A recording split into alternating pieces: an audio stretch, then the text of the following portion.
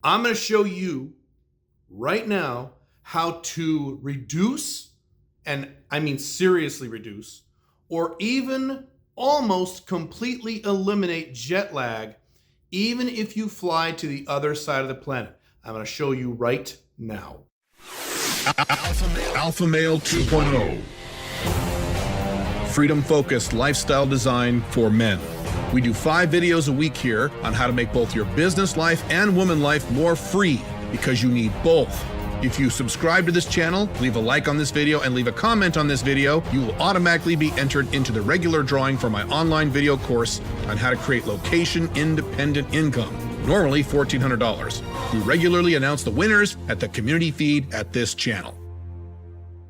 So as you can tell, I am in a hotel room. I am in Houston, Texas. Tomorrow morning, I leave for Panama. I'll be there very briefly. And then I will be in Paraguay for about 2.5 weeks before I return back home to Dubai. And I've been in the United States now for about 2.5 weeks or so. And jet lag, this is something that is kind of a big deal in my life because I do a lot of travel. And when I travel, I'm usually traveling very far away, from the United States to Asia, or to Dubai, or from Dubai to Asia or United States, or what have you. And so this is kind of a big deal. What I'm about to give you are several techniques that I have personally used that I know for a fact work in either reducing jet lag noticeably so you could really feel a difference, or in some cases, not all cases, but in some cases, completely eliminate it. Even if you're flying to a place that is 9 hours different, 10 hours different, or God forbid, 12 hours different. By the way, when I go back and forth between Dubai and the United States, Pacific time zone, that is a 12-hour difference. That is literally the worst jet lag you can have. You can't get worse than 12-hour difference. So even when I do that, when I use these techniques, I barely feel it. I do feel it a little bit, but I barely feel it. When I don't use these techniques, jet lag kicks my ass. It wipes me out. The first 2 or 3 days are really bad. It lasts a total of 4 days before I'm 100% normal. I can't sleep. I feel like shit. It's awful. And when COVID hit, I kind of forgot. I got out of my traveling mode because I couldn't travel, and I didn't do my jet lag techniques, my anti-jet lag techniques, I should say. I didn't do them. So when I didn't do them, I realized, oh my God, I'm having jet lag again. So I broke out my old notes and my old procedures and started redoing my jet lag procedure. And when I flew to the United States from Dubai, 12-hour time zone difference, about 2.5 weeks ago, I barely felt any jet lag. I felt a little teeny tiny bit, and that was it. Awesome. So what I'm about to show you is not BS. This stuff actually works. I've done this myself. I have tested it. There's a significant difference between when you do them and when you don't do them. Now, let me clarify one thing.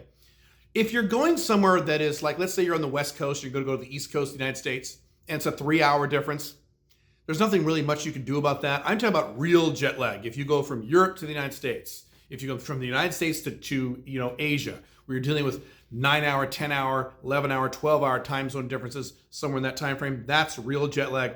That's what I'm talking about here. Okay, as I go through these techniques, I'm going to label them either as mandatory, you must do them, and a few of them are optional. You don't have to do them, but they are helpful. Sometimes I will do the optional ones, and sometimes I will not. It depends on if I have time. It depends on the logistics of the trip, but I will always do the mandatory ones, even if they sound weird. Just trust me on this. Next time you take a big flight, big trip somewhere where there's real jet lag, do these things. I know they sound weird. They're going to be odd, but they work. Step 1, this is mandatory.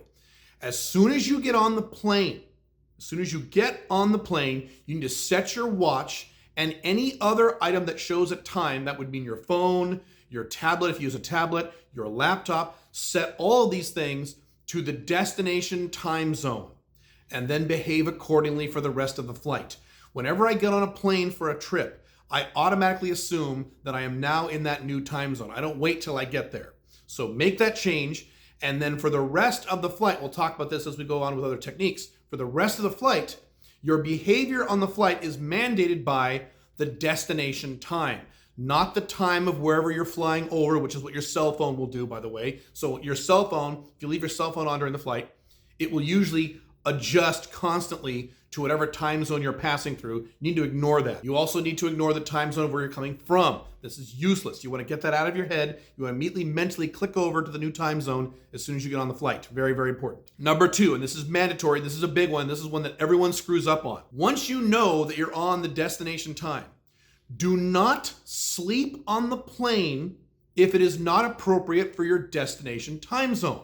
So here's an example. Let's say you get on the plane, it's nighttime where you're getting on the plane, but where you're arriving, it's 9 a.m. in the morning. Now let's say you'll be on the plane, I don't know, from 9 a.m. destination time till maybe, I don't know, let's say 4 p.m. destination time most of the day. If you're doing that, you should not sleep while you're on the plane.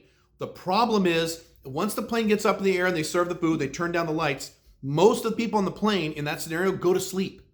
Do you know how bad that is for jet lag? You know how bad that is for adjusting to the new time zone when you do that? That's fucking stupid. You need to stay awake. Now, if you're like me and you have trouble sleeping on planes, that's probably a no-brainer for you. That's fine. In that scenario, when destination time, when you're in the air all day during the day, destination time, you should not sleep one wink. Stay awake. I know it's uncomfortable. My attitude about this is I'd rather have a really uncomfortable flight for 8 hours, 10 hours, 15 hours, than have a really horribly uncomfortable 4 days as I adjust to jet lag. That's my attitude. So if it's uncomfortable, be uncomfortable, suck it up, watch some movies on your laptop, do whatever you need to do, but stay awake. Do not go to sleep just because everybody else on the plane is asleep. It's so stupid when people do that. Don't fall asleep if it's not appropriate. Now, the corollary to this is, if your destination time is nighttime when you're on the plane, even if it's daytime when you got on the plane or daytime wherever you're passing over, then the opposite. You do want to get some sleep if you can. If you're able to sleep on a plane, do so. Get some sleep. Even if you sleep 1 or 2 hours, that will make a huge difference. And I'm one of those guys where I can't sleep very well on planes. Even if I fly first class, it's just very difficult for me. Even if I lay down, during COVID, it's kind of nice where you, in a lot of economy international flights, you got 3 or 4 seats to yourself. You just go to the back of the plane and you can lay down. If you can do that, great. But even if I do that, I have trouble sleeping. But if it's nighttime destination time on that flight, I will do my best to get at least an hour of sleep, hour and a half of sleep. Even if it's maybe 45 minutes at the beginning of flight and 45 minutes later in the flight, perfectly fine, as long as the destination time is a time when you would normally be asleep. Very, very important. Number 3, and this is mandatory, and this is going to sound weird, and this is more uncomfortable stuff where you're not going to like this, but this does help a hell of a lot. I've tested this many times. Both doing it and not doing it makes a huge difference. Do not eat any food during the entire flight. So yes, that means if you're flying from the United States to Asia and you're going to be on that plane for 15 hours, you don't eat for 15 hours.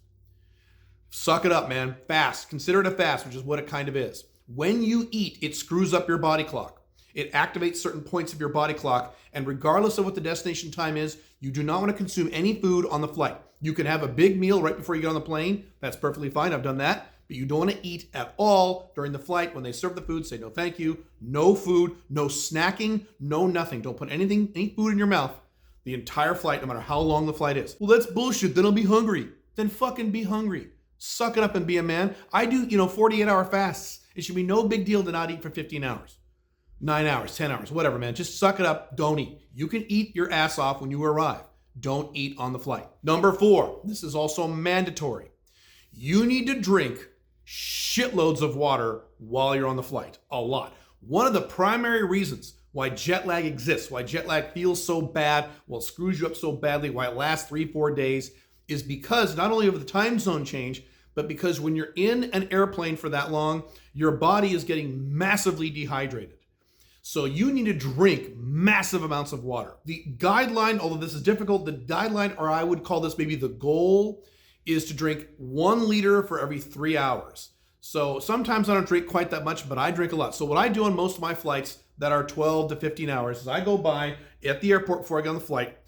I buy 3 of these. This is a 1 liter bottle of water. I buy 3, sometimes 4 of these, but at least 3. And my goal is to down the entire thing by the end of the flight. Now, if you're not eating during the flight, it actually helps drink a lot of water. That's the good news. The bad news is you're going to be taking a piss a lot.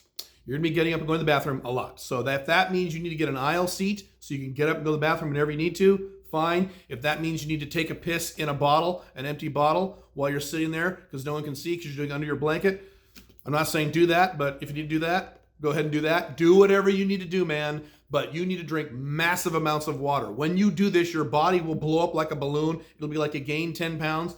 That's fine. Within the next 24 hours, when you land, you'll piss all that out and you'll get back to normal. You will pee a lot when you land. Within 24 hours, you will be peeing a hell of a lot because you're getting rid of that excess fluid. This will help jet lag a lot. Don't worry about that stuff. Drink one of these, 1 liter, every 3 hours or so. If you don't quite hit that goal, that's okay. Sometimes I don't hit that goal, that's fine. But drink a lot of water. I am constantly guzzling water as I'm on flights because I don't want to get dehydrated. Very important, mandatory. Number 5, this is also mandatory. If when you arrive, it is daytime, that means the sun is out. If when you arrive and it's daytime in your destination, go outside and spend some time outside. A very core aspect of jet lag is blue light in your eyes. You want that sunlight in your eyes if when you arrive it's daytime. Really important. I would strongly recommend a minimum of a half an hour, spending a half an hour just walking around downtown or wherever it is you're going, just so you get the sunlight in your eyes. Really, really important. The best thing to do if you could do it, not mandatory, but the best thing you do is cardio. Do some running or jogging or something outside. Even if you do something like stretching or calisthenics out on your porch, in your hotel room if you've got one, or your balcony, your patio, whatever you need to do that if it's daytime when you arrive. You want that sunlight immediately as soon as you arrive. Really, really important. Obviously, if it's nighttime when you arrive, you don't need to worry about that. You can skip that. But it's mandatory if it's daytime when you arrive to get outside and spend at least 30 minutes outside to get that sunlight in your eyeballs. Number 6, this one is optional. Sometimes I do this, sometimes I don't. It helps, but if you do everything else, you may not need to do it. Really depends on logistics. If when you arrive, it is daytime in your destination, as soon as you get settled in your hotel room or Airbnb or whoever you're visiting, take a very cold shower. Just get in the shower, get it as cold as you can tolerate it, just for a few minutes, get your head wet, get everything wet, and freeze yourself, and then get out of the shower and dry off. That's all you need to do. It takes a few minutes. I try to do this when I can. Sometimes I can't, sometimes I don't, but it will really help a lot. This is only if it's daytime when you arrive. If it's nighttime in your destination when you arrive, don't do this. Number 7, this is optional. You don't need to do this, but this helps a lot. Usually I will do this. Sometimes I can't, but usually I will. If it is nighttime where you have arrived during destinations, when you arrive and it's nighttime in your destination, you want to do a few things. Number 1 is, in your hotel room or wherever it is you're staying, jack up the air conditioning as high as you can and get it as cold as you can. Number 1. Number 2, you want to go take a bath, not a shower, a bath if you can, that is as hot as you can make it. Hot, hot, hot, which means as you're staying in the bath, the water will drain out or it'll start cooling up. You want to refill it with hot water so the entire bath time is hot. If you can use a hotel that has a hot tub, can't do that right now with COVID, but once COVID is over, you can go back to doing that again. Hot tubs are great for this. And the objective, you don't have to do this, but the objective is to take this bath or hot tub or whatever, this hot bath, for 5 minutes for every 1 hour of time change. So if you're doing a 12-hour time zone difference, which is the worst you can have, you're in there for an hour. Yeah, I know it's a lot. Usually you're not going to have a 12-hour time zone difference, but if you are, get as much in as you can. The longer the better. 5 minutes for every 1 hour of time change. Just do the math on that. Keep it as hot as you can. Then go to bed with a freezing cold room. This will really help a lot. It's optional, but it'll really help a lot. Last one, number 8. This is a big one, and this is a hard one. This is a hard one sometimes when you arrive on that first day. When you arrive, I don't care how sleepy you are, do not go to sleep until it is your normal, typical bedtime for your destination time. So let's say you arrive there at, let's say you arrive there at 4 p.m. So it's still kind of daytime. And you normally go to bed at 10:30. You're probably going to want to go to sleep at 4 o'clock. You're going to be really, really sleepy. Do whatever you need to do to stay awake until 10:30 or as close to that as you can. If you want to go to bed at 9:30, that's probably fine. Sometimes you can fudge an hour or so. But stay awake as long as you can because you want to duplicate your sleep patterns at the new location as soon as possible. So don't arrive there at 3 p.m. and then take a nap. Stupid, terrible, don't do that. Stay up as late as you can to get as close to your bedtime as you can and then go to sleep. You'll be having to take a lot of pee breaks, so because you drank a lot of water on the flight, that's perfectly fine. So when you go to bed at 10:30 or whatever, you might have to wake up once or twice in the middle of the night to go pee. Fine, do that. It's worth it, trust me. That's it.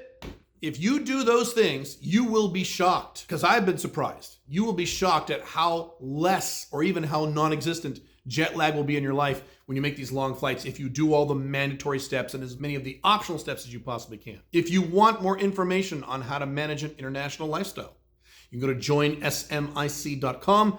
That is my monthly mentorship and training program. You can also click this video here on how to get clients and customers in other countries, or you can click this video here on 11 really cool countries to move to if you want to escape the collapsing West. I will see you in the next video.